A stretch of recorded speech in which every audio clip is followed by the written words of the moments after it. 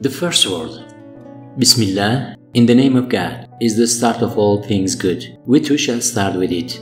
Know, O my soul, just as this bliss phrase is a mark of Islam, so too it is constantly recited by all beings through their tongues of disposition. If you want to know what an inexhaustible strength, what an unending source of bounty is Bismillah, listen to the following story, which is in the form of a comparison. It goes like this.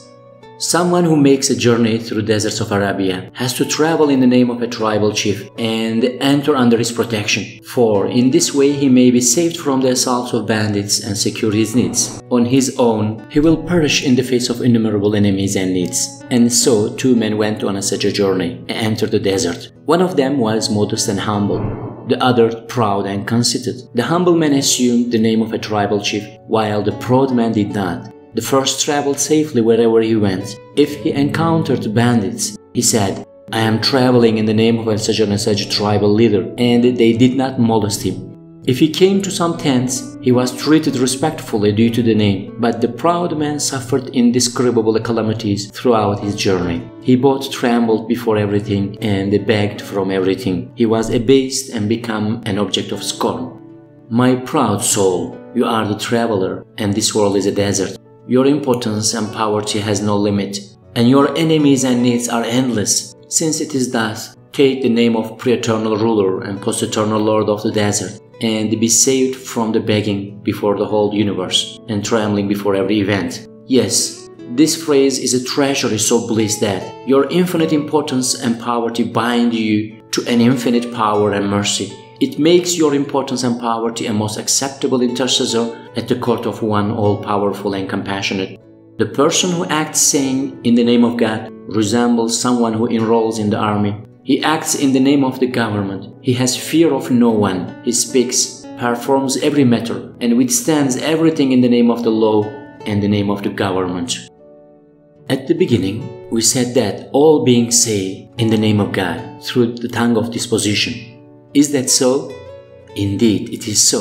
If you were to see that a single person had come and had driven all the inhabitants of a town into place by force and compelled them to war, you would be certain that he had not acted in his own name and through his own power, but was a soldier, acting in the name of the government and rely on the power of the king. In the same way, all things act in the name of Almighty God. For minute things, like seeds and grains, bear huge trees on their heads. They raise loads like mountains.